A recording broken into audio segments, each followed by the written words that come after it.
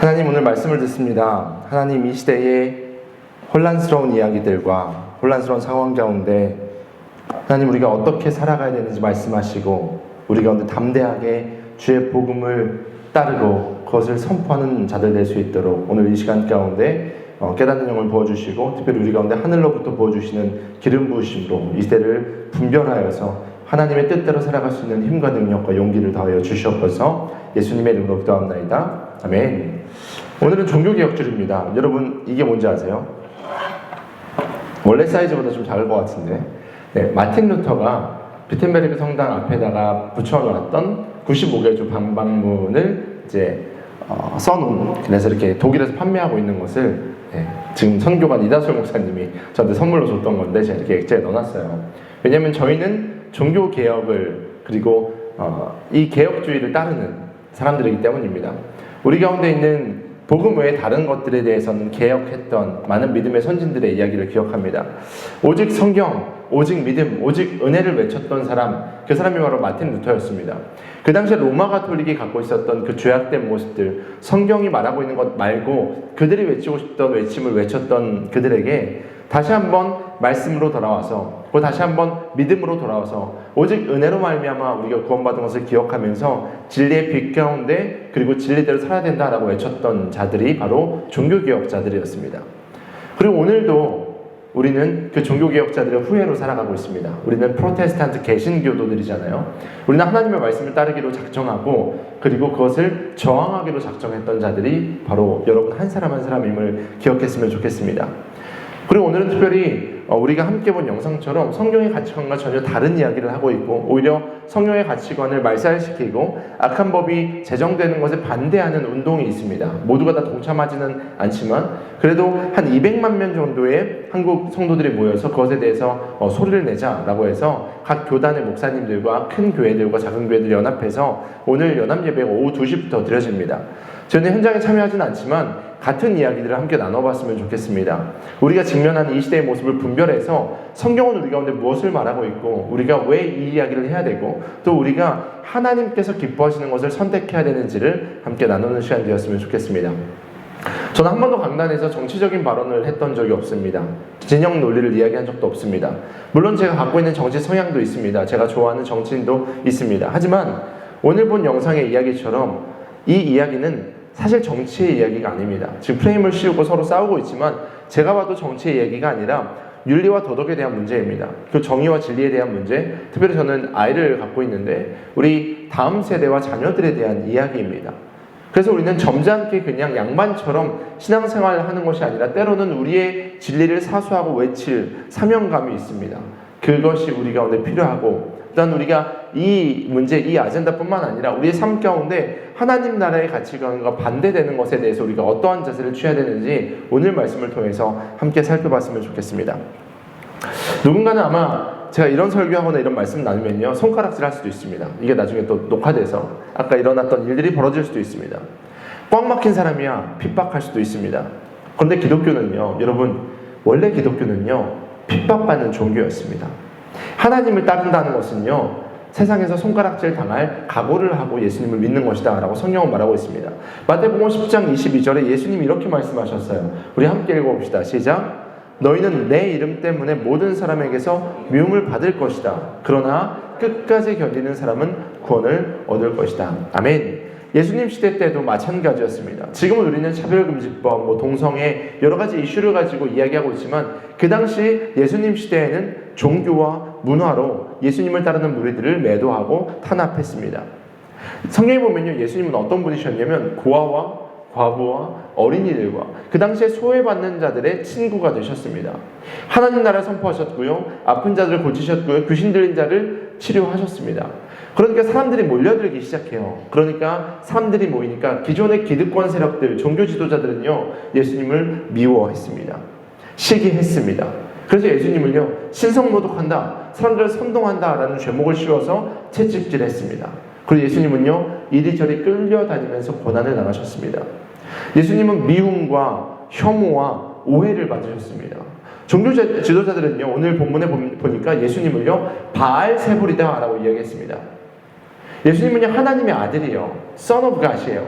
하나님의 본체신 분이에요. 그런데 그분을 뭐라고 이야기하냐면요, 귀신들의 왕인 바알세불로 비유하고, 그리고 예수님의 제자들을 그 힘을 빌려서 일하는 사람들로 이야기합니다.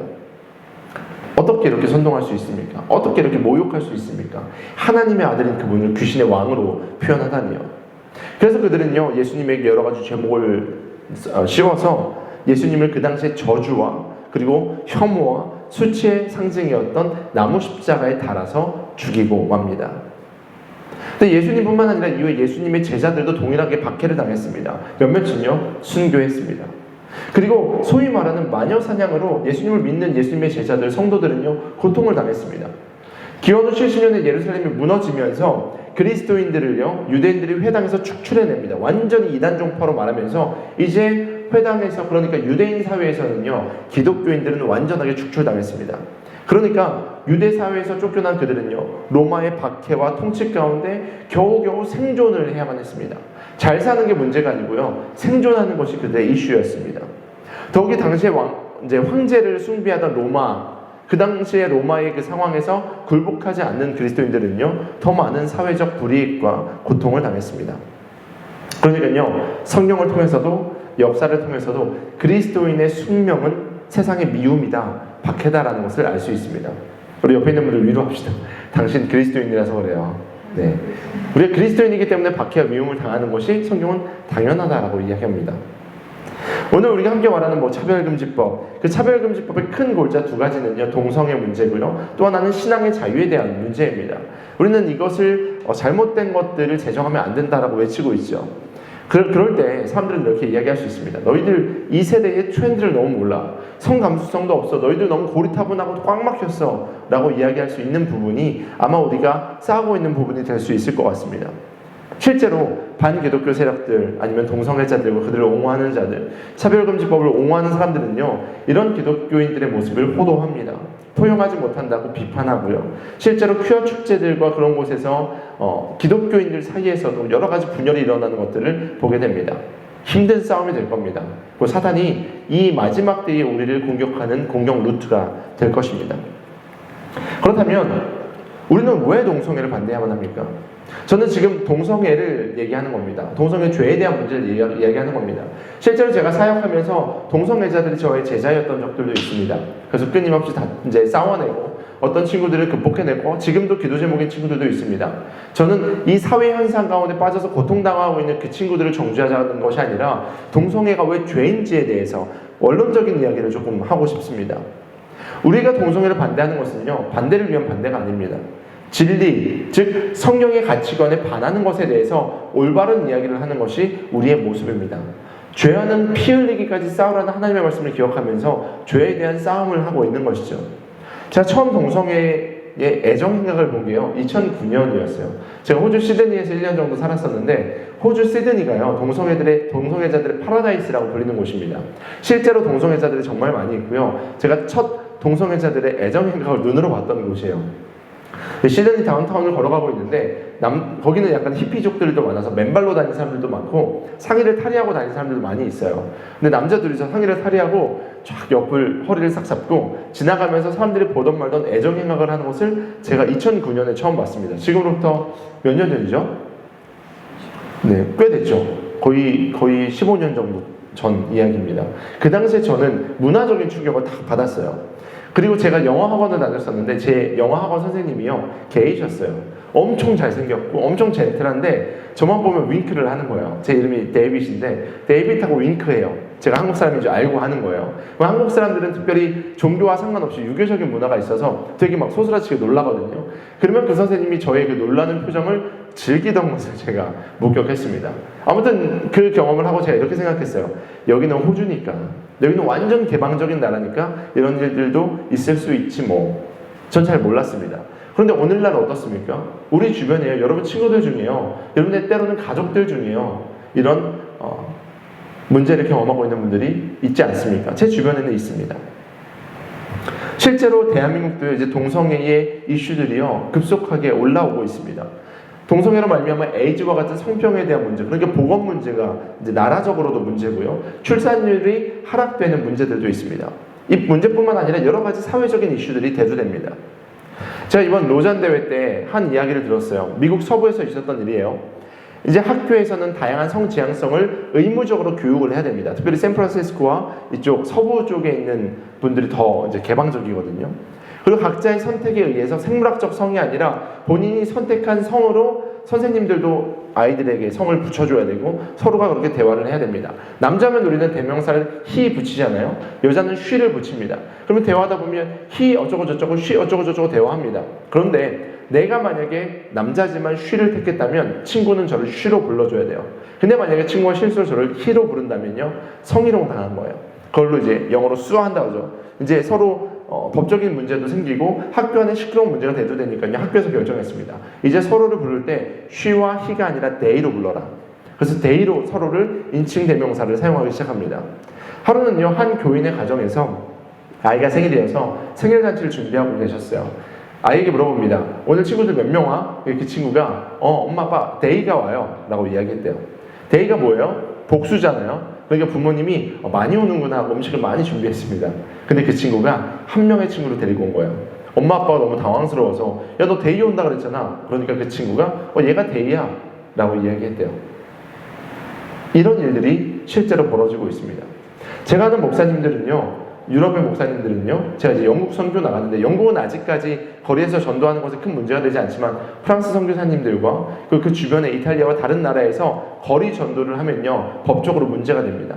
이제 거리에서 전도하는 것도 문제가 되고요, 교회에서는요, 성에 대한 이야기를 꺼낼 수가 없습니다. 너무 예민한 부분이기 때문에 그렇습니다. 파리올림픽 기억하십니까? 얼마 전에 있었던 그 파리올림픽에서 가장 문제가 됐던 부분 중에 하나가 이 성에 대한 문제였습니다. 권투를 하는데요, 성 염색체가 XY인 사람이 여성의 모습을 하고 권투의 시합에 나갔습니다. 상대방이요, 늘 잘 싸우고 늘 금메달을 땄던 사람인데 그 XY 염색체를 갖고 있는 사람의 펀치를 한번 맞더니요, 40초 만에 기권합니다. 그리고 이렇게 인터뷰합니다. 내가 이제까지 살아오면서 내 코에 이렇게 충격을 받아본 적이 없다. 내가 너무너무 아프고 괴로워서 경기를 진행할 수 없다. 저 사람은 여성이 아니다 라고 이야기했습니다. 그런데 IOC-위원회에서 그 사람이 경기하기에 결국 금메달을 땄습니다. 또 다른 종목, 한 종목도 더 이제 XY 염색체를 갖고 있는 사람이 여성으로서 금메달을 땄습니다. 세상은요, 이렇게 변화되고 있습니다. 우리가 무시하고 거부하더라도 세상은 이렇게 흘러가고 있습니다. 아니, 타락하고 있습니다. 창세기는요, 하나님이 분명히 인간을 창조하실 때 남성과 여성을 창조하셨다라고 말씀하셨습니다. 그리고 서로에게 남성성과 여성성을 부여하셨고요, 둘이 하나가 되어서 한 몸을 이루는 그 아름다운 모습을 만드셨습니다. 그리고 그것을 가정이라고 명명하셨고요, 가정은 가장 작은 단위의 교회 개척이었습니다. 그런데 지금 사탄은요, 타락한 성문화로 말미암아 오늘날 마치 노아 시대와 같이 하나님이 보시기에 답답한 그런 모습을 만들어내고 있습니다. 성 전체 정체성을 문란하게 만들고요, 가정을 깨뜨리고 있습니다. 창세기 6장 5절에서 6절 말씀을 같이 한번 읽어보겠습니다. 함께 읽습니다. 시작.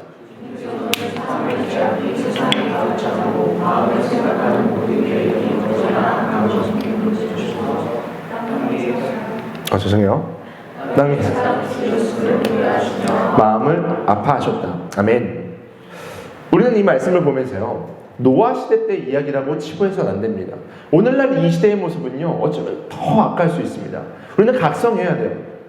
긴장을 넘어서서 각성해야만 합니다. 과연 우리의 모습은 어떠한가? 우리는 이것을 보고 어떻게 반응하고 있는가?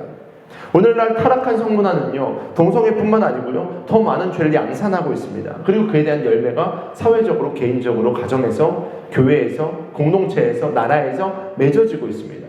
여러분들 인기소설, 웹툰, 영화, 드라마 보시면요, 요즘 가장 이슈 있는 게 가장 핫한 게 뭔지 아십니까?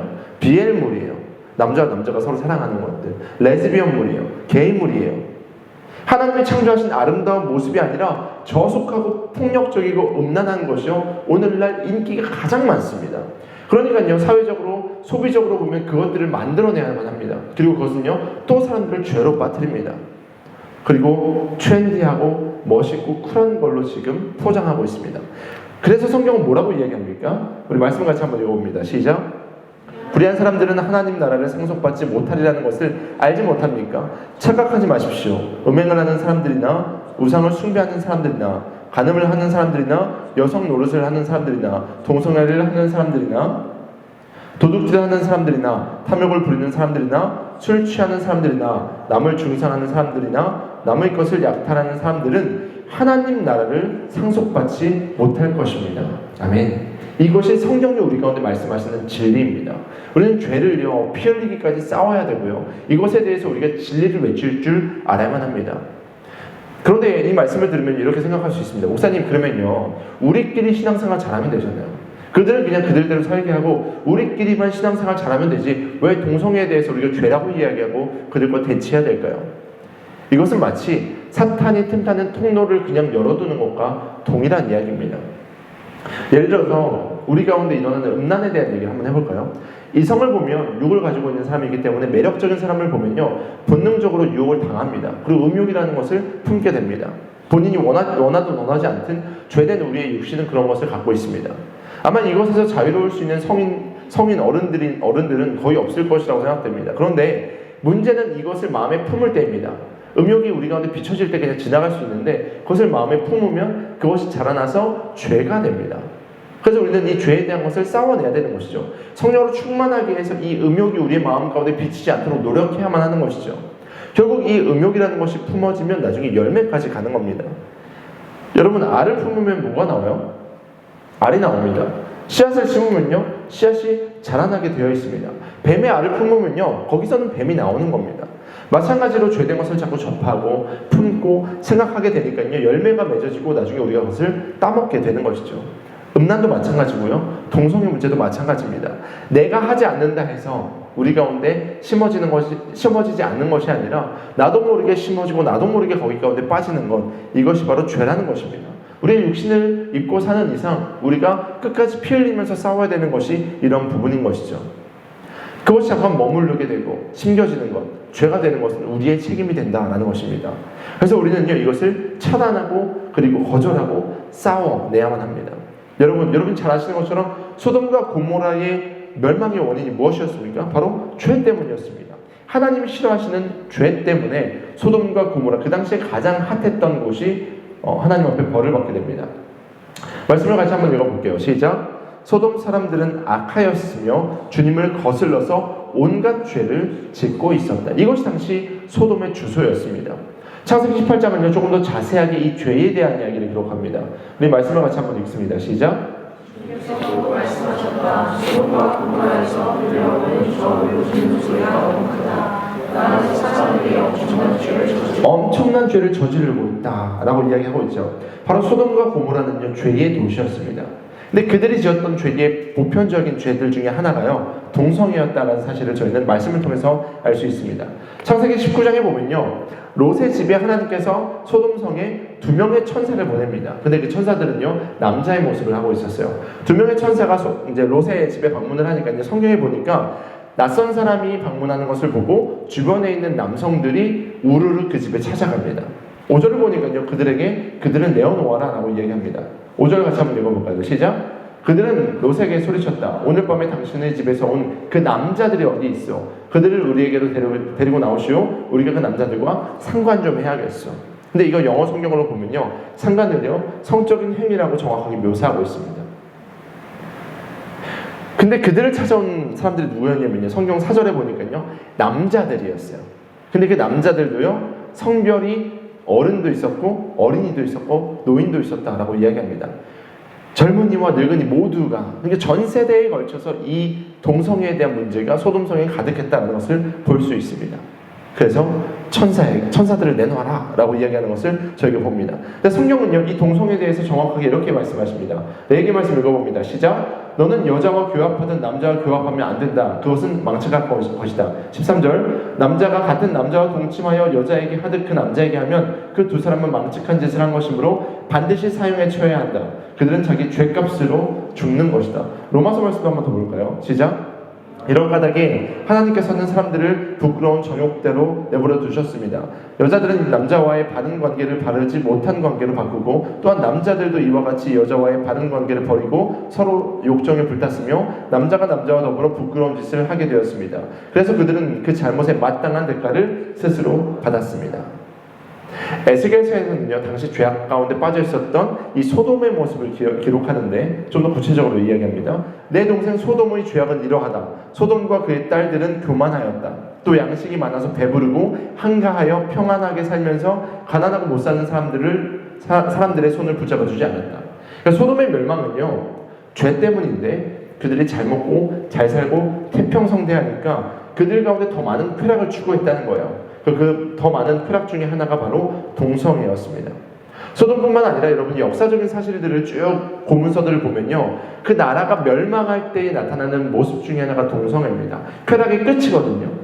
수많은 제국들과 풍요로웠던 나라들은요, 쾌락, 단순히 동성애뿐만 아니라 문란한 성문화로 말미암아 가정이 깨어져서 결국 무너진 것을 저희 역사적으로 볼 수 있습니다. 근데 하나님께서는요, 하나님의 백성들 크리스천들에게 이렇게 말씀하십니다. 그것을 바라보지도 말아라. 그것을 쫓지도 말아라. 왜냐하면 우리는 부름받은 거룩한 백성 성도이기 때문입니다. 에베소서 말씀 다 같이 한번 읽어봅시다. 시작.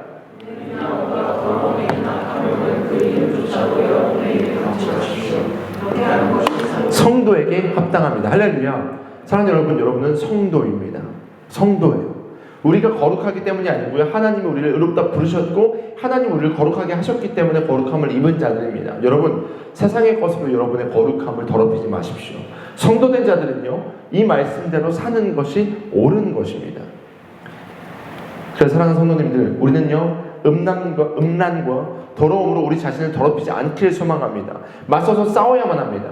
성경에 많은 인물들이요, 이러한 더러운 죄악 때문에 무너졌습니다. 근데 성경에 보면요, 요셉과 같이 자신을 지킨 자들이 있습니다.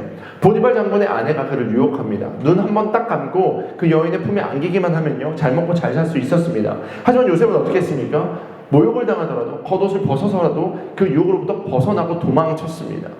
하나님을 쫓아서 거룩함을 찾는 그 모습이요, 하나님이 요셉을 들어 쓰신 중요한 단추가 되었습니다.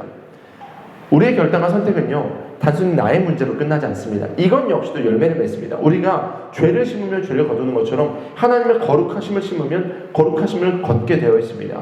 여러분이 지금 심는 것이요, 나중에 여러분의 배우자, 여러분의 자녀, 하나님의 나라 영광까지 영향을 주는 커다란 사건이 될 것입니다. 다윗은요, 바세바를 탐해서 죄를 지었습니다. 결국 살인했고요, 그리고 자기의 자녀가 죽었습니다. 솔로몬은요, 이방 여인 때문에 우상에 빠지게 되었습니다. 삼손도요, 들릴라 때문에 하나님의 부르심에 합하지 못한 삶을 살았습니다. 로마의 안토니오스는요, 클레오파트라 때문에 망하게 되었습니다. 당나라의 현종은요, 양귀비 때문에 망했습니다. 소돔과 고모라는요, 음란으로 심판받았습니다. 지금의 대한민국은 어떻습니까? 지금 전 세계가 하나님 앞에 지은 죄로 말미암아 여러 가지 벌을 받는 것 같습니다. 제가 함부로 이야기할 수 없지만 죄에는 분명한 결과가 있기 때문입니다. 지금 우리가 싸워내야 되는 이유는요, 이 죄에 대한 대가가 너무도 크기 때문입니다. 여러분, 제가 기도할 때마다, 나라와 민족을 기도할 때마다 저 이렇게 기도합니다. 하나님, 믿음의 선진들의 피와 눈물로 세워진 이 땅을 기억해 주십시오. 그들은 피를 심었습니다. 눈물을 심었습니다. 지금 아름다운 대한민국, 우리가 그것을 따서 먹고 있습니다. 우리가 지금 죄악을 짓는다면 우리의 자녀들, 저는 노아가 있잖아요. 노아가 앞으로 경험할 미래가요, 죄송해요, 두려워요. 두렵습니다. 저 아이가 어떻게 나아갈까? 주님 외에는 방법이 없습니다. 복음 외에는 방법이 없습니다. 그것을 우리가 살아가야만 합니다. 우리는 무엇을 심을까 고민해야만 합니다. 위대한 인물들은요, 더 위대하게 쓰임받을 수 있었습니다. 그런데 왜 거기서 멈췄을까요? 바로 죄 때문입니다. 그래서 우리는요, 담대하게 싸워야 된다는 것이죠. 타락한 시대지만, 흐름도 강력하지만 우리는요, 손가락질 당하고 핍박당할지라도 복음을 붙들고 담대하게 우리의 정체성을 고백하고요, 하나님의 진리 말씀을 고백해야만 합니다. 사탄은요, 우리를 넘어뜨릴 때요, 교회 나가지 마, 이게 아니에요. 사탄은 우리를 넘어뜨릴 때 성령 읽지 마, 이게 아니에요. 성령도 읽어, 찬양도 불러, 교회도 나가. 그런데 성도로 살지 마라고 이야기합니다. 거룩함을 잃어버리도록 만듭니다. 어쩔 수 없잖아, 나는 괜찮아. 지금 이 정도쯤이야. 세상에다 그렇게 사는데 어떻게 해? 이것의 사단의 공격임을 기억해야만 합니다. 그런데 여러분이 넘어지면요, 여러분이 속한 가정이 넘어지고요, 여러분의 미래의 가정이 넘어지고요, 교회가 넘어지고요, 사회가 넘어지게 됩니다. 열방이요, 결국 사단의 손에 붙들리게 되는 것입니다. 순결함을 잃은 순결함을 잃은 성도는요, 더 이상 죄악된 세상에다가 옳은 소리를 할 수 없습니다. 왜냐? 그들도 죄악 가운데 빠져있기 때문입니다. 힘을 잃어버린 교회는요, 더 이상 가정과 성도들에게 나라와 민족을 위해서 무엇인가 이야기할 수 없습니다. 왜냐하면 힘을 잃어버렸기 때문입니다. 사랑하는 성도님들, 그래서 우리는요, 담대하게 이 시대에 복음을 선포해야만 합니다. 담대하게 우리 주변에 있는 이 처참한 죄악을 끌어안고 기도해야만 합니다. 동성애자들 위해서 기도해 주세요. 진리로 말미암아 그들이 변화될 수 있도록 기도해 주세요. 그들 역시도 하나님께 돌아와야 되는 안타까운 영혼입니다. 동성애만 죄악이 아닙니다. 여러분, 우리가 갖고 있는 음란한 죄악들, 우리가 갖고 있는 하나님 외에 다른 것을 사랑하는 것들, 그것 외에도 수많은 죄악들을 끌어안고 기도해야만 합니다. 이 시대 트렌드가 죄를 짓는 것이라고 이야기할지라도 담대함이 우리 가운데 있어서 그것을 절연하게, 결연하게 거부하시길 도전합니다. 두려우십니까? 하나님은 이렇게 말씀하셨습니다. 우리 믿음으로 선포하고 함께 말씀을 마무리했으면 좋겠습니다. 함께 읽읍시다. 시작. 내가 너에게 굳세고 용감하라고 명하지 않았느냐? 너는 두려워하거나 낙담하지 말라. 내가 어디로 가든지 너희 주 나 하나님이 함께 있겠다. 할렐루야. 그래서 우리는 복음을 사수할 수 있는 것입니다. 그래서 우리는 담대하게 나아가 외칠 수 있는 것입니다. 여러분이 여러분 자신도 지키고 여러분의 가정도 지키고 여러분의 미래의 자녀도 지키고 여러분의 교회와 공동체와 나라와 더 나아가 하나님 나라의 영광을 지켜내는 사수하는 파수꾼임을 기억하시고 모두가 오늘 말씀을 듣고 결단하여서 진리로 나아가 세상의 빛과 소금으로 살아내기를 축복합니다. 우리 함께 일어나 찬양하고 기도하겠습니다. 하나님의 말씀을 기억하면서 하나님 두려워 않고 믿음으로 살아가겠습니다. 우리 함께 찬양하고 기도하고 축도로 예배를 마치겠습니다.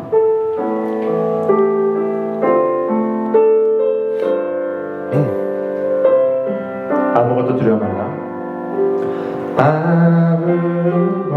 아무것도 두려워 말라. 주 나의 하나님이 지켜주시네. 놀라지 마라. 겁내지 말라. 주님 나를 지켜주시네. 다시 한번 우리 영혼에게 선포합시다. 아무것도 두려워 말라. 주 나의 하나님이 지켜주시네. 놀라지 말라. 겁내지 말라. 주님 나를 지켜주시네. 내 맘이 힘에 겨질지라도 내 맘이 힘에 겨워 지칠지라도 주님 나를 지켜주시네. 세상의 험한 풍파가 세상의 험한 풍파 몰아칠 때도 주님 나를 지켜주시네. 주님은 나의 산소. 주님은 나의 영. 주님은 나의 손. 나의 힘이 되신 여호와. 내 맘이 힘에 겨워 지칠지라도